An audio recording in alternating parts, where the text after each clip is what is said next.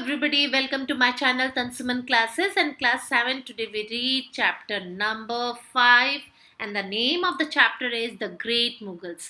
आज हम great Mughals के बारे में पढ़ेंगे कि किस तरीके से मुगल जो है हमारे इंडिया में आए और मुगल्स ने अपनी पावर जो है वो इंडिया में फैलाई। अगर हम बात करें मुगल्स की तो जो ग्रेट मुगल्स हैं उनको ग्रेट क्यों बोला गया, क्योंकि देखिए अगर हम बात करें तो मुगल्स का एम्पायर जो है हालांकि ये 1526 से 1857 तक चला, ठीक है, लेकिन बीच में कुछ और भी रूलर्स आए।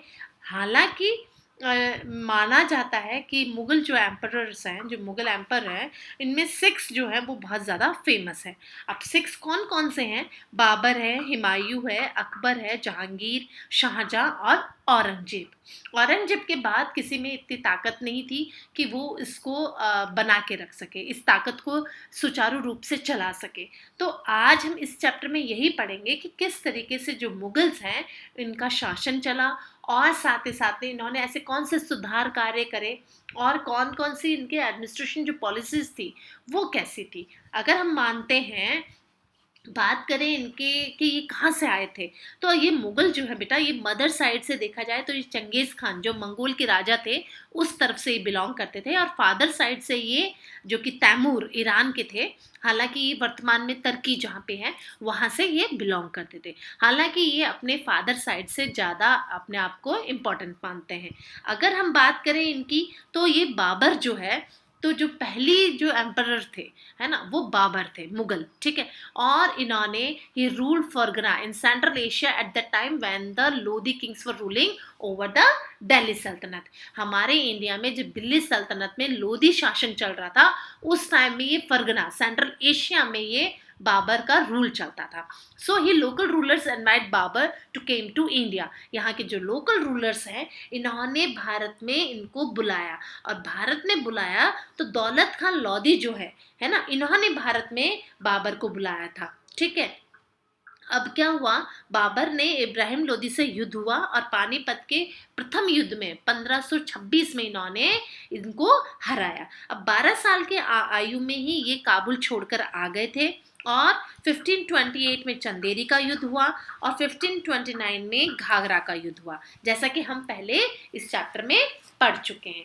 अब फिर उसके बाद अगर बाबर के बाद में बात करें तो हुमायूं का जो शासन है वो ज़्यादा लंबे समय तक नहीं चला और बहुत स्ट्रगलिंग था। हुमायूं के लिए अपने आप को साबित करना ही बड़ा मुश्किल हो गया था, क्योंकि हुमायूं जब राजा बने तो शेर शाह सूरी जो थे वो एक अफगानी थे और उनका शासन किया, जिन्होंने शासन किया, ठीक है। अब सिकंदर सूरी ने वापस 1555 में हुमायूं से छीन लिया था, ठीक है। तो इन बिटवीन, इस टाइम के बीच में 1540 से 1555 के जो बीच का टाइम ड्यूरेशन है, ये हुमायूं वापस ईरान की तरफ भाग चले थे, ठीक है। अब ये वापस जब चले गए थे, लेकिन अब क्या हुआ कि 1531 में बैटल ऑफ देवरा हुआ था, बैटल ऑफ दीन पनाह लाइब्रेरी से, जो कि 1533 में इनके द्वारा बनाई गई थी, और 1539 में बैटल ऑफ चौसा हुआ जिसमें शेर शाह जीता। बैटल ऑफ कन्नौज हुआ 1540 में जिसमें कि शेर शाह इनसे जीत गया। अब जब शेर शाह जीत गया तो ये हुमायूं वापस कहाँ चले गए, ये अपनी यानी भाग गए, ठीक है। और ये वापस ताकत लेकर आए और वापस 1555 में शेर शाह से युद्ध करके जब ये ईरान चले गए थे, अब क्या किया, सिकंदर शाह सूरी से वापस हुमायूं ने ले लिया 1555 में, और 1556 के टाइम में ये सीढ़ियों से, अपने ही द्वारा बनाई गई लाइब्रेरी की सीढ़ियों से गिर के और मृत्यु को प्राप्त हुए। अब उसके बाद बात करें बाबर, हुमायूं के बाद अकबर की बात करें तो ये 13 साल की आयु में ही ये गद्दी पे बैठ गए थे, और इन्होंने, बैरम खान ने इनको काफ़ी सपोर्ट किया था उस समय में, और भारत में काफ़ी रिफॉर्म इन्होंने काम किए, सभी धर्मों को कोलिब्रेट किया इन्होंने, और गुलामी को ख़त्म करा, दीन इलाही इन्होंने शुरू करा, इबादत खाने चालू करवाए इन्होंने, है ना। मेहरुनिसा, है ना, जो कि बाद में बात करें अगर हम इनसे, तो जो गुजरात, बिहार, बंगाल है ना, इस पर भी इन्होंने अधिकार करा और गुलामी को खत्म करा। जो अकबर के समय की बात करें तो अकबर के समय में जो 9 रत्न थे, है ना, 9 रत्न कौन कौन से थे, जिसमें कि बीरबल थे, मान सिंह थे, टोडरमल थे, तानसेन थे, है ना, अबुल फजल थे, है ना। तो ये सब अकबर के समय के 9 रत्न कहलाते हैं। अकबर के समय में बीरबल एक एडवाइजर थे, मान सिंह कमांडर थे, टोडरमल फाइनेंस मिनिस्टर थे, तानसेन एक म्यूजिशियन थे और अबुल फजल भी एक पोएट थे। हम बात करते हैं अकबरनामा की, तो अबू फजल ने अकबरनामा लिखा है और आय ने अकबरी लिखा है। हम इसके साथ ही साथ में अब क्या है, 1576 में अकबर ने महाराणा प्रताप को हराया, जिसमें कि मान सिंह इनका कमांडर था, ठीक है, और आसरगढ़ को जीत लिया। अगर हम बात करें अब बात करें कि इनकी पॉलिसीज कैसी थी, तो इन्होंने सभी धर्मों को बराबर माना था।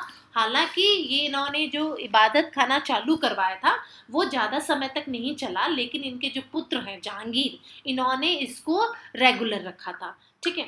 सो आज हम इस चैप्टर में जहांगीर के बारे में पढ़ेंगे, इस टॉपिक पे, क्योंकि बिफोर वी रीड हमने बाबर, हुमायूं और अकबर हम पढ़ चुके हैं। तो आज हम जहांगीर से शुरू करते हैं कि जहांगीर कौन थे, और इनकी जो पॉलिसीज थी, मिलिट्री जो कैंपेनिंग थी वो कैसी थी, इन सब के बारे में आज हम इस वीडियो में पढ़ते हैं। So before we read this topic, like and subscribe my channel and press the bell icon also. So let's start the topic Jahangir. अब जहांगीर की बात करते हैं तो 1605 से 1627 तक इन्होंने शासन किया, जिसमें कि जहांगीर अगर है तो जहांगीर जिसका कि बचपन का नाम सलीम था, प्रिंस सलीम के नाम से इनको जानते हैं, और 1605 से 1627 तक इन्होंने शासन किया। इन्हें विश्व विजेता भी कहा जाता है ना, कि कॉन्कूर ऑफ द वर्ल्ड, इनको विश्व विजेता के नाम से भी जाना जाता है, क्योंकि ये बहुत ही ज़्यादा अकबर की तरह लिबरल थे और ये सभी पॉलिसीज जो इनके फादर ने अपनाई थी वो पॉलिसीज इन्होंने अपनाई।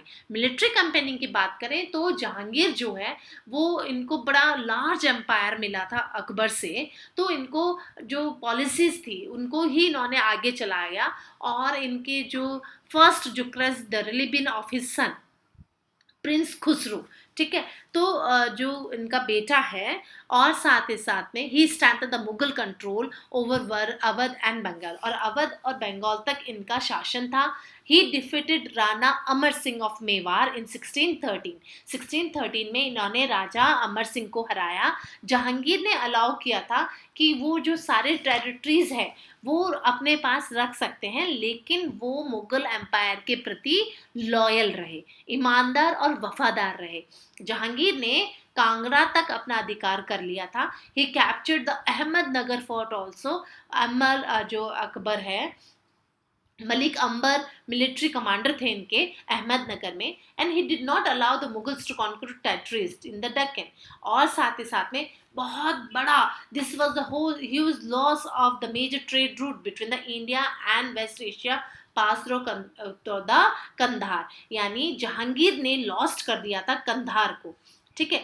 इन द ईस्ट वेस्ट इनको नुकसान हुआ था कंधार का, क्योंकि पर्शिया में उस समय जहांगीर को नुकसान हुआ। उन्होंने जैसे ही कंधार इनके हाथ से निकला, इनका जो ट्रेड रूट था वो भी अब बंद हो चुका था। अगर बात करें हम इनके शासन की, तो 1608 से 1612 तक के बीच में जो कि इंग्लिशमैन जो यहाँ आए थे, कैप्टन हॉकिंस जो थे वो यहाँ पर आए थे, और सर थॉमस रॉय, है ना, ये यहाँ पर आए थे और ये व्यापार के लिए आए थे।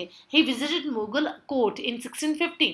क्यों? क्योंकि ब्रांड एम्बेसडर बन के आए थे इंग्लैंड से, और ये चाहते थे कि ट्रेड का सारा जो भी राइट है वो इनको दे दिया जाए, ताकि ये यहाँ पे क्या कर सके, ट्रेड कर सके।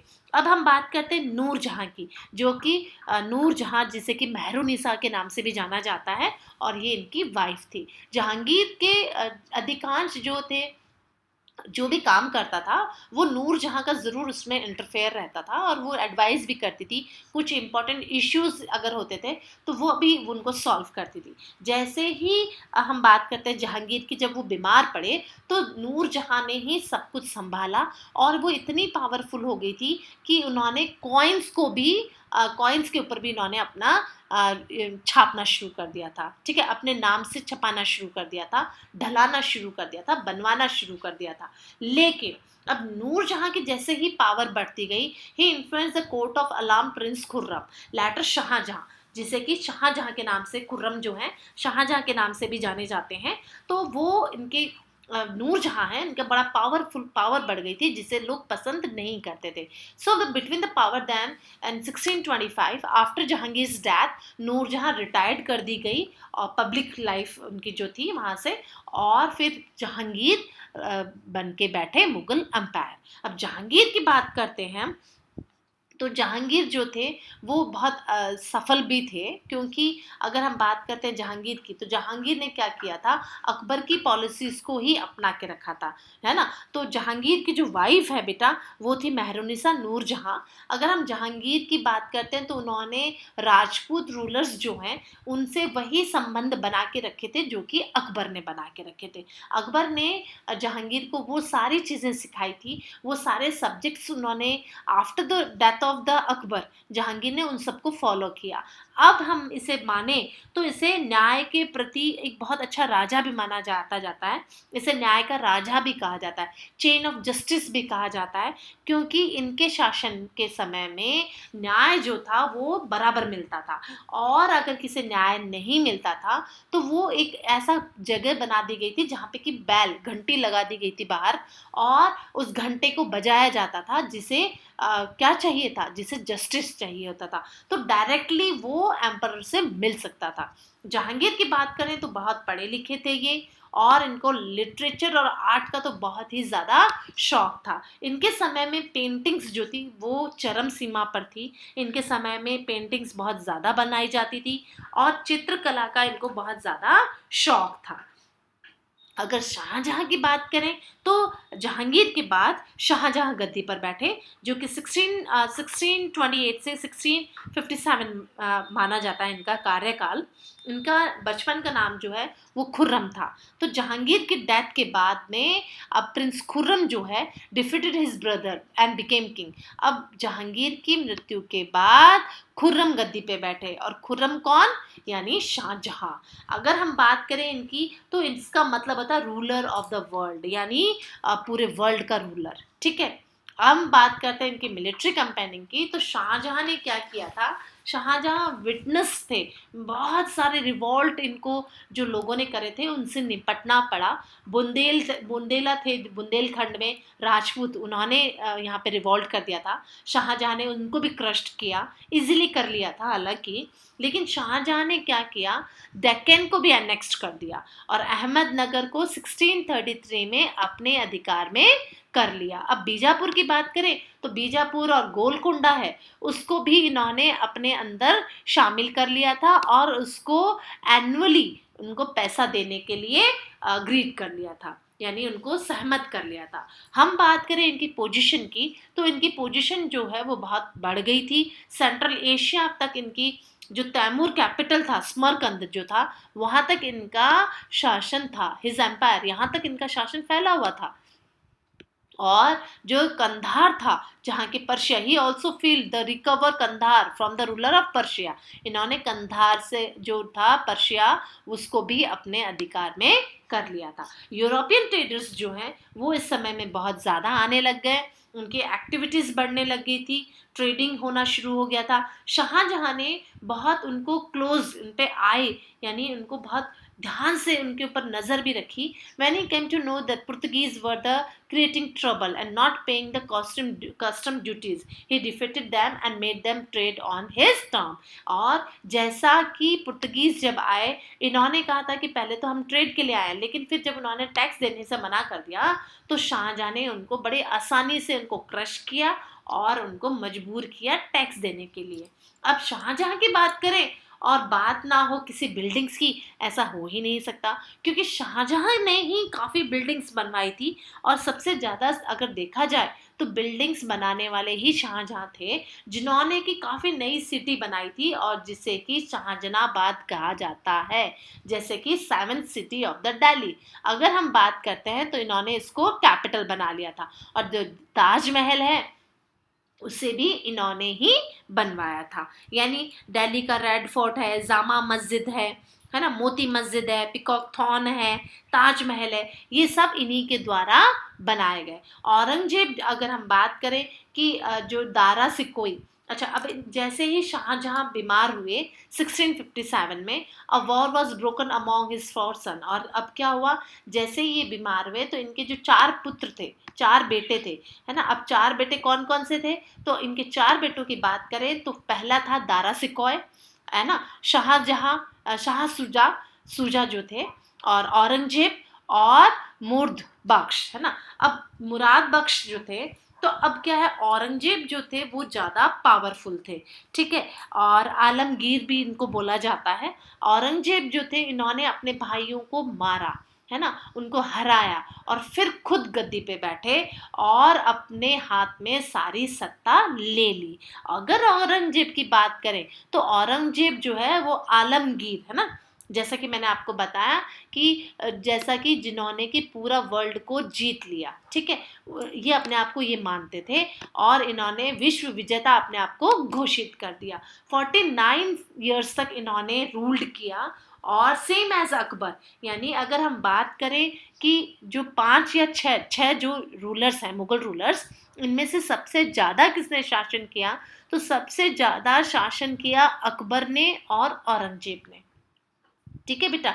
और सबसे कम अगर शासनकाल माने तो वो हम सबसे कम शासनकाल मानते हैं हुमायूं का, ठीक है। अब औरंगजेब ने भी कितने साल तक, 49 ईयर्स तक शासन किया, और इनका जो एम्पायर है वो पूरा होल ओवर इंडिया इन्होंने अपने अधिकार में कर लिया था। नॉर्थ इंडिया को कर लिया था, डेक्कन को भी कर लिया था, लेकिन इनके समय में रिवॉल्ट भी बहुत हुए थे, और रिवॉल्ट हुए थे नॉर्थ इंडिया में, जो कि औरंगजेब ने काफ़ी, क्यों हुए थे, क्योंकि लैंड जो है उस पर टैक्स, अच्छा एक बात बताऊं आपको, राजा के पास में इनकम सोर्स क्या हुआ करते थे, राजा के पास में इनकम सोर्स लैंड टैक्सेस ही हुआ करते थे, और जो कि 1/3 of the half of the produce मान लिया था इन्होंने, है ना, 1/3 कर लगा दिया था। और जाट ऑफ आगरा, मथुरा रीजन, है ना, और बुंदेल्स रिवॉल्ट अगेंस्ट इट, क्योंकि most of the powerful rulers were that the Rajput and the Sikh and the Maratha. Most of Aurangzeb's time energy and resources spend on the crushing their revolt, यानी औरंगजेब का अधिकांश समय इन सबको क्रश करने में ही लगा रहा। डेक्कन पैलेस पॉलिसी जो है वो बहुत ज़्यादा इनकी माना जाता है कि औरंगजेब ने बहुत ज़्यादा समय यहाँ पे निकाला। He wanted to crush the power of Marathas. उस समय इंडिया में मराठाओं की ताकत है वो बहुत ज़्यादा बढ़ रही थी, और जो दक्षिण में इनके जो पोजीशन थी उसको भी इनको संभालना था। तो इसके बारे में अगर हम बात करें तो औरंगजेब के और शिवाजी के बारे में अगर हम बात करें, जो कि मराठा पावर थे, मराठा पावरफुल किंग थे ये, तो इसके बारे में हम आपको चैप्टर 11 में रीड कराएंगे। औरंगजेब है जो कि एनेक्स्ट किया था बीजापुर इन्होंने 1686 में, गोलकुंडा इन्होंने 1687 में जीता था। और अगर हम बात करें इनकी कि इनको क्या बेनिफिट हुआ, तो it was difficult to administration because the land was too far from the capital, क्योंकि औरंगजेब की कैपिटल सिटी है उससे ये बहुत ज़्यादा दूर थे, तो मुगल को इनसे, मराठाओं से काफ़ी मुश्किलों का सामना भी करना पड़ा था, क्योंकि जो मुगल्स हैं वो मराठाओं पे पूरे तरीके से जीत हासिल नहीं कर पा रहे थे। Aurangzeb try to crush them but failed, और औरंगजेब जो हैं वो इनको क्रश करना चाह रहे थे, बट कहीं ना कहीं वो इससे फेल हो रहे थे। तो इन्होंने पावरफुल जो मराठास हैं ये इनके बहुत बड़े कट्टर दुश्मन हो गए थे। He did not try to make peace with them। और अब क्या था, जो औरंगजेब है इनकी सत्ता कमजोर करने में वो लगे हुए थे। अब डेक्कन पॉलिसी की बात करें, औरंगजेब वहाँ पे भी फेल हो रहे थे। क्यों फेल हो रहे थे, क्योंकि वहाँ पे जो सब्सिडिव मराठास हैं उन्होंने अपनी ताकत बढ़ा रखी थी, और लार्ज नंबर ऑफ सोल्जर्स इनके पास थे। Due to the Aurangzeb long absence from the north, तो एडमिनिस्ट्रेशन कहीं ना कहीं सफ़र कर रहा था, और ये बहुत बड़ा चैलेंजिंग था उनके पास में। औरंगजेब कैसा था, तो औरंगजेब एक ऑर्थोडॉक्स थे, है ना, गॉड फियरिंग मुस्लिम्स थे, यानी थोड़ा सा पुरानी परंपराओं को मानने वाले थे। और unlike his Elder Mughal emperor he was a very simple lifestyle. इनकी जो लाइफस्टाइल थी वो बहुत ही सिंपल थी, वो अपने जैसे पुराने जो एम्परर थे उनकी तरह नहीं थे। He never Wars costly robes, ये ज़्यादा महंगे कपड़े नहीं पहनते थे, सिल्वर वेसल्स और गोल्ड वेसल्स को यूज़ नहीं करते थे ये खाने में। और साथ ही साथ में अगर हम इनकी बात करें तो Quran to seal and he could not earn money from his use, rather he taking it from the treasury, अपने खजाने में उससे रखते थे पैसे को, लेकिन अपने ऊपर ये खर्च नहीं करते थे उस पैसे को। और जिंदा पीर और लिविंग सेंट्स को ये बहुत पॉपुलर तरीके से ये मानते थे। और औरंगजेब जो है वो शॉर्ट साइटेड थे। He gave up Akbar policy to tolerance. He became very unpopular when he introduced जजिया। अब इन्होंने अनपॉपुलर ये हो गए थे क्योंकि इन्होंने जजिया कर लगा दिया था, यानी जो नॉन मुस्लिम्स थे उन पे इन्होंने जजिया कर लगा दिया था। तो इसमें भी इनका काफ़ी विरोध हुआ था क्योंकि एम्पायर जो था वो डिक्लाइन की तरफ आ रहा था। और everyday reports from the nobles and department hands were read out the rulers at the particular assign time. Meetings were held in the दीवाने खास। दीवाने खास जो कि हमने आपको बताया कि हॉल हुआ करता था जहाँ पे कि ऑडियंस बैठती थी, ठीक है। तो एम्परर अपनी कोर्ट में पब्लिक जो दीवाने आलम हॉल जो हुआ करता था वहाँ पे अपनी मीटिंग्स करते थे, and people come could him and put forth their problems before the ruler. But when the emperor was away from his capital, his court moved with them. And during this time, the court was held under huge tents. और बड़े बड़े टेंटों में उनकी समस्याओं को सुना जाता था। अब 17th सेंचुरी की बात करें तो टू ग्रुप्स आ गए थे, the liberal and the Orthodox. अब जो कुछ तो थे लिबरल और कुछ थे ऑर्थोडॉक्स। तो जहांगीर की अगर बात करें तो जहांगीर जो है वो थोड़ा ऑर्थोडॉक्स थे, टॉलरेंस रूलर नहीं थे इतने जैसा कि शाहजहां थे। लिबरल ग्रुप भी इनके नहीं थे इतने, और ये रिलीजियस मैटर पे भी बड़े डोमिनेट नेचर के थे। तो under the Aurangzeb the Orthodox group had the upper hand, यानी ऑर्थोडॉक्स जो लोग थे उनके हाथ बड़े ऊपर हो गए थे। अब एडमिनिस्ट्रेशन की बात करें तो सेंट्रलाइजेशन था इसमें, मोनार्की जिसमें कि सारी सत्ता राजा के, मुगल जो एम्परर होते थे उनके हाथ में होती थी। सेंट्रल एडमिनिस्ट्रेशन की बात करें तो जो राजा होते थे वो सबसे बड़े हेड होते थे और मिलिट्री एडमिनिस्ट्रेशन सारा उन्हीं के हाथ में होता था। लेकिन वजीर जो होते थे वो प्राइम मिनिस्टर होते थे, दीवान जो कि रेवेन्यू से रिलेटेड डिपार्टमेंट पे अपना काम करते थे, मीर बख्शी जिन्हों के की मिलिट्री हेड कहा जाता था, और काने सामान यानी जिनकी रॉयल जो हाउस होल्ड जो काम होते थे वो सारे ये संभालते थे। सरदारे सदर यानी रिकॉर्ड रखते थे डोनेशन से रिलेटेड, एंड काजी जो चीफ जज हुआ करते थे। इस समय में एडमिनिस्ट्रेशन ऐसा तरीके से बांटा गया था। एम्पायर की बात करें तो एम्पायर जो है वो डिवाइड कर दिया गया था प्रोविजंस में, सूबास जिनको बोलते हैं। और जो सूबा है वहाँ पे हर कोई गवर्नर होता था, यानी सूबा को हर सूबे में एक सूबेदार होता था, ठीक है। अब सूबा यानी सूबेदार, अब लिंक होते थे ये हर प्रोविजन से। और जब भी किसी को ज़रूरत पड़ती थी, कभी भी मुगल शासन को ज़रूरत पड़ती थी तो ये अपनी सेनाएं वहाँ पे भेजते थे। अब परगनास जो है जैसे कि डिस्ट्रिक्ट है वो सरकार इनटू मैनी परगनास, यानी सूबा सरकार में डिवाइड थे और सरकार किस में डिवाइडेड थे, परगनाज में। और परगना जो है वो बहुत छोटे छोटे गांव में डिवाइड थे।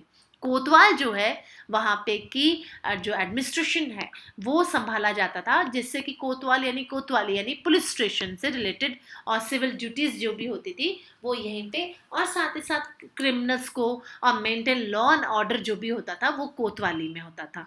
और मेंटेन करा जाता था, लोगों को चेक करा जाता था कि कहीं वो नाप तोल में कहीं गड़बड़ तो नहीं कर रहे हैं, और अगर ऐसा कुछ होता था तो उनको कोतवाली में बुलाया जाता था। रेवेन्यू एडमिनिस्ट्रेशन की बात करें तो रेवेन्यू एडमिनिस्ट्रेशन जो है वो बहुत स्ट्रांग था। अब रेवेन्यू जो है वो बहुत बड़ी मात्रा में लगाया भी जाता था, क्योंकि रेवेन्यू से ही किसी भी शासक को तनख्वाह मिलती है, यानी रेवोल्यूशन जो भी रेवेन्यू होता था उसी से ही पैसा मिलता था और उसी से ही सब काम होते थे। यानी लैंड और ट्रेड जो है वो मेन सोर्स है रेवेन्यू के, और रेवेन्यू जो है वो लिया जाता था टू सोर्सेज से, और उस सोर्सेज कौन कौन से होते थे? Land and trade. यानी लैंड और ट्रेड से ही दो तरीके से हमें इनकम उस समय में मुगल एम्पायर को मिलती थी। अकबर ने काफ़ी इसमें सुधार किया था लैंड रेवेन्यू में, लेकिन जो राजा टोडरमल है, जैसा कि मैंने बताया आपको, राजा टोडरमल उस समय के क्या थे? रेवेन्यू मिनिस्टर थे। रेवेन्यू यानी लैंड से मिलने वाला और ट्रेड से मिलने वाला जो भी रेवेन्यू होता था उसको राजा टोडरमल संभालते थे, और इंट्रोड्यूस करा था उन्होंने लैंड रेवेन्यू सिस्टम, जिसे कि टोडरमल बंदोबस्त भी कहा जाता है, यानी टोडरमल बंदोबस्त के नाम से जाना गया। और हम बात करें अगर न्यू सिस्टम की, तो इसमें नया सिस्टम भी चालू करे गए थे, जिसमें कि नाप तौल की चीज़ें लाई गई, ठीक है, मेजरमेंट की चीज़ें लाई गई। टोडरमल ने कुछ नए डिवाइसेस भी मेज़र करने के इंट्रोड्यूस करे थे, जैसे कि लोग चीटिंग ना करें। और कुछ जो मेजरमेंट के थे, जैसे कि लैंड जो है उसको डिवाइड करा गया था 3 कैटेगरीज में, यानी जो लैंड रेवेन्यू अगर लगाया जाए तो वो किस बेसिस पे लगाया जाए, तो लैंड को इन्होंने 3 पार्ट्स में डिवाइड किया था, यानी गुड, एवरेज और बैड। यानी जो अच्छी ज़मीन होगी उस पर थोड़ा रेवेन्यू ज़्यादा लगाया जाएगा, और जो थोड़ी बैड क्वालिटी की लैंड होगी उसमें रेवेन्यू थोड़ा कम लगाया जाएगा। हालांकि revenue was fixed according to the fertility of the land, और लैंड के फर्टिलिटी के अकॉर्डिंग ही वहाँ पे रेवेन्यू लिया जाता था। अगर बात करें हम कि इसे क्या कहा जाता था, तो 10 साला जो होती है इसको इंट्रोड्यूस करा गया था इन 1580 में। और 1580 में जब इसको इंट्रोड्यूस करा गया था तो इसमें क्या था? एवरेज पीस, यानी दह के यार, यानी कैलकुलेट करा जाता था her last 10 over pieces rings बनाई गई थी, और the tax of the paid of the year was fixed, यानी फिक्स टैक्स कर दिया गया था, और 1/3 of the figure was share of the rulers, यानी 1/3 जो था रेवेन्यू वो फिक्स कर दिया गया था। एम्परर की बात करें तो एम्परर ने इनकरेज किया था इंटरनल और आउटर साइड का ट्रेड, यानी व्यापार को, और इंडिया एक्सपोर्ट करता था उस समय टेक्सटाइल जो होता है, टेक्सटाइल यानी बेटा कपड़े, है ना। अब इन्होंने कपड़े का भी इस्तेमाल किया, यानी व्यापार किया, और साथ ही साथ में जैसा कि हम बोलते हैं कि यूरोपियंस आए थे, इन्होंने मसालों का व्यापार के लिए आए थे, ये बात सही है। तो इन्होंने इंडिगो और चाइना में भी शुरू करा, यूरोप में भी शुरू कर दिया था उसी समय में, जहाँ जबकि कौन था? औरंगजेब थे उस समय में। और आर्मी एडमिनिस्ट्रेशन की बात करें तो मनसबदारी सिस्टम था। मनसबदार यानी मनसब, मनसब मीन्स एक रैंक हासिल करना, एक ओहदा हासिल करना, और मनसबदार वो होते थे जो एक पर्टिकुलर रैंक होल्ड करते थे, और ये रैंक दी जाती थी हर एक मनसबदार को, यानी मिलिट्री की रिस्पॉन्सिबिलिटी वो संभालता था। मनसबदार रैंक जो होती थी वो 2 तरीके से डिवाइड करी गई थी, एक तो था जाट और एक सेवाकर, यानी इनको 2 पार्ट्स में डिवाइड कर दिया गया था। अब फॉर्मर अगर हम बात करें सोल्जर्स की, तो यहाँ पे बहुत बड़ी संख्या में औरंगजेब के पास में घोड़ी की सेना थी, है ना। तो उन सब घोड़ों को मेंटेन भी करना होता था। तो जो जाट रैंक्स करे जाते थे वो 10 से 10,000 तक, जनरली वो लोग 5,000 तक जो होते थे उनको संभालते थे, गिवन बाय अ प्रिंस, यानी एक प्रिंस को इतनी सेना दे दी जाती थी संभालने के लिए। और सैलरी जो होती थी मनसबदार की वो एक फिक्स्ड होती थी और वो कैश में दी जाती थी। ऐसा कि जागीर, जिसे कि हम जागीर के नाम से भी जानते हैं, तो यानी जागीर से जागीरदारी होती थी वो उसको दे दी जाती थी, और जो भी जागीर से जो भी इसको टैक्स मिलेगा वो उसकी सैलरी मान ली जाती थी। अगर हम बात करें कि कलेक्ट करने का क्या तरीका था, तो जागीर को मेंटेन करना होता था हाउस होल्ड एंड पे हिज ट्रूप्स, यानी वो उस जागीर से जो भी पैसा मिलेगा उसको अपने हाउस होल्ड को मेंटेन करना पड़ेगा, और साथ ही साथ में अपनी सेना में भी वो पैसा बांटना पड़ेगा। मनसबदार जो होते थे उनको प्रमोट किया जाता था, उनको ओहदे को बढ़ाया भी जाता था according to the wishes of the emperor, यानी राजा के मुताबिक उनको ट्रांसफर भी दिया जाता था मनसबदार्स को। और उनकी जो रैंक होती थी it was not a hereditary, यानी वंशानुगत नहीं होता था, यानी आपको कुछ काम करके दिखाना पड़ेगा तभी वो जागीरदारियां मिलती थी। एग्रीकल्चर की बात करें तो एग्रीकल्चर तो था कि वो, जैसा कि हमने पहले ही बात करी है कि रेवेन्यू जो था वो दो ही तरीके से मिलता था, है ना, या तो वो मिलता था कि ट्रेड और या फिर मिलता था वो लैंड से। तो रेवेन्यू जो है वो मेंटेन होता था, लार्ज आर्मीज को दिया जाता था। जो रेवेन्यू से पैसा मिलता था तो वो किसे मेंटेन करते थे, it was used to maintain the large army, है ना। और साथ ही साथ में राजा के खर्चे, नोबल्स को तनख्वाह दी जाती थी, जागीरदार्स को दिया जाता था। और साथ ही साथ में प्रोडक्टिविटी ऑफ द लैंड, यानी जो उपजाऊ जमीन है उसको भी बनाने में पैसा खर्च होता था। बेटर सीड्स दिए जाते थे किसानों को, एग्रीकल्चर के इक्विपमेंट्स दिए जाते थे, टूल्स पे पैसा खर्च होता था। So the rulers also encourage peasants to bring more land under cultivation by the exempting them from the paying tax such as lands for a few years, यानी उनको जमीन को खाली नहीं छोड़ने दिया जाता था, उनको इंकरेज करा जाता था कि अगर आप भी ज़्यादा अच्छे बीज लेंगे, बेटर सीड्स लेंगे, बेटर एग्रीकल्चर टूल्स लेंगे तो आपके पास भी ज़मीन ज़्यादा आएगी और राजा को भी उसका टैक्स ज़्यादा मिलेगा। So the most peasants lived as a subsistence level. They paid 1/3 of the total product as a revenue up to the emperor, यानी वो जमीन का 1/3 हिस्सा एम्परर को एज अ रेवेन्यू गिफ्ट करते थे। और इसके बदले अब क्या हो गया था, औरंगजेब ने एक बहुत बड़ी गलती कर दी थी कि उसने उसको इंक्रीज कर दिया था, ठीक है। So the time of the natural calamities revenue was इधर रिड्यूस्ड और समटाइम्स टोटली रिटर्न ऑफ, हालांकि जब कभी जरूरत पड़ती थी, नेचुरल क्लाइमेटिस आती थी तो उसको कम भी करा जाता था। And the peasants had a hereditary right to cultivate their lands, they could not be evicted as long as they paid the revenue, और उनको ज़मीन से बेदखल नहीं किया जाएगा। और साथ ही साथ में इंक्रीज करी जाती थी रेवेन्यू, हालांकि इंक्रीज कर दिया गया था, लेकिन अब क्या हुआ, उसका रिजल्ट आया सामने कि लोग क्या हो गए, लैंडलेस हो गए, है ना। They begin to work on the land of the zamindar for wages, और इसकी वजह से जमींदार के लैंड पे लोग नौकरी करने लग गए, है ना, मजदूरी करने लग गए। और this product alarming to the later years, और ये बहुत बड़ा एक आगे आने वाले समय में एक बहुत बड़ा एक कारण रहा उनके पतन का, जिससे कि हम आगे आने वाले चैप्टर्स में आपको ज़रूर डिस्कस करेंगे। So thanks for watching this video and like and subscribe my channel. Thank you.